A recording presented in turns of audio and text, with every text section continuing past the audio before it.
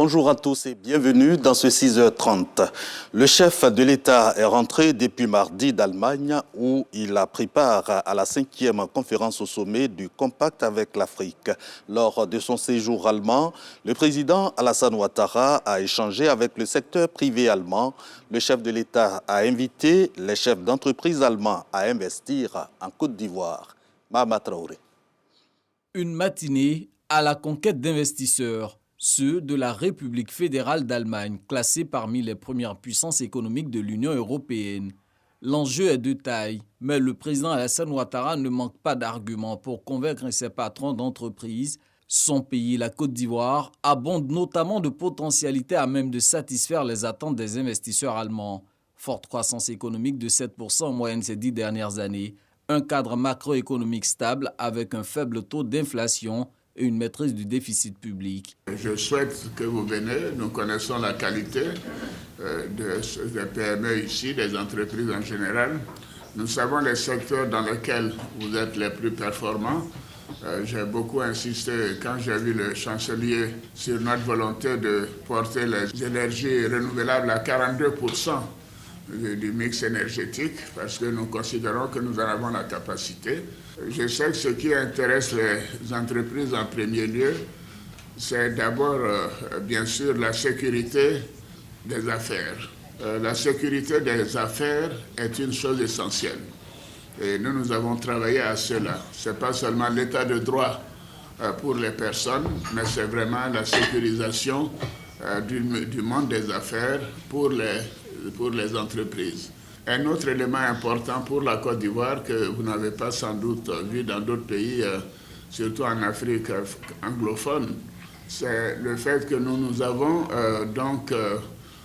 l'accord de partenariat économique avec l'Union européenne, mais en plus de cela, nous sommes dans une union monétaire qui a quand même une parité fixe à l'euro. Donc, nous n'avons pas de problème de transfert de ressources de vos dividendes quand les affaires marchent bien.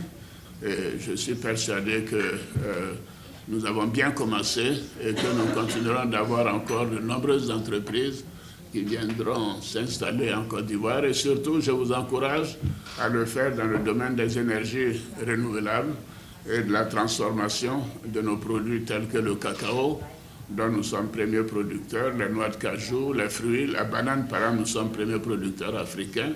Si cet appel reçoit un écho favorable auprès des investisseurs allemands, c'est le plan national de développement 2021-2025 qui en sera impacté.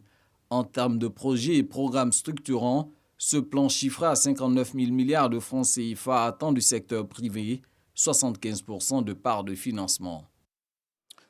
Ils séjournent encore en France dans le cadre du Salon des maires et des collectivités locales de Paris.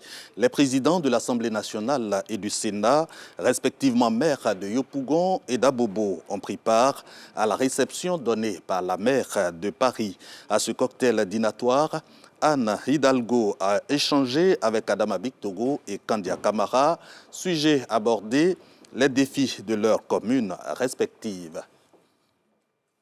Ici, en Côte d'Ivoire, démarrage ce jeudi 23 novembre 2023 du processus électoral dans le cadre du scrutin partiel comptant pour les élections locales du 2 septembre dernier.